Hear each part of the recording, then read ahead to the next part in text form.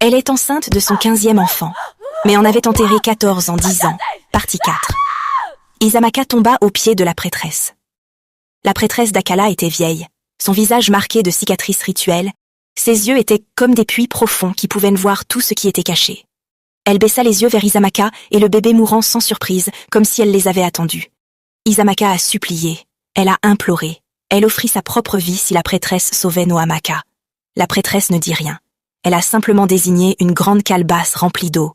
« Regarde à l'intérieur », dit la prêtresse. « Vois la vérité. » Izamaka regarda dans l'eau. Au début, elle ne voyait que son reflet. Puis, l'eau commença à bouger, se déplacer, et des images sont apparues, comme des souvenirs remontant des profondeurs qu'elle avait tenté d'oublier.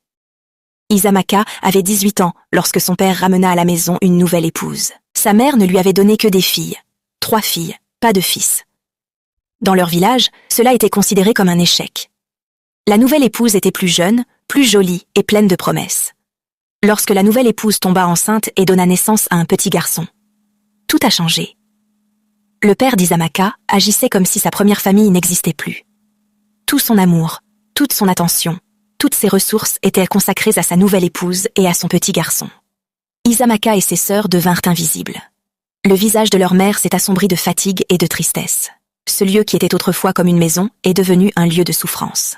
La colère grandissait en la jeune Izamaka comme une maladie. La jalousie la rongeait.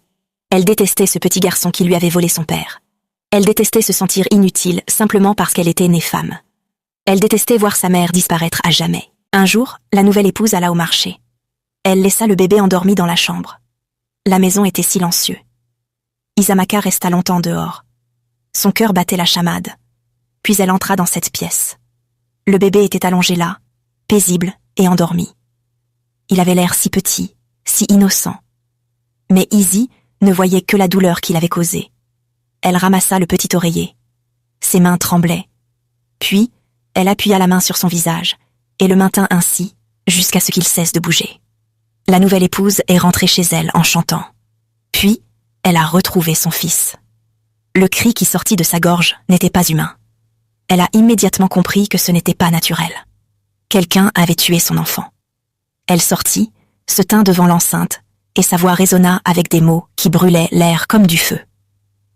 Celui qui a tué mon fils. Leurs propres enfants n'atteindront jamais l'âge auquel mon fils est décédé. Ils n'iront jamais plus loin que lui. Ma douleur sera leur douleur. Ma perte sera leur perte à jamais. Le bébé était mort juste avant de pouvoir marcher. Izamaka s'éloigna de la calebasse. Son corps tout entier tremblait. Elle avait enfoui ce souvenir si profondément qu'elle l'avait presque complètement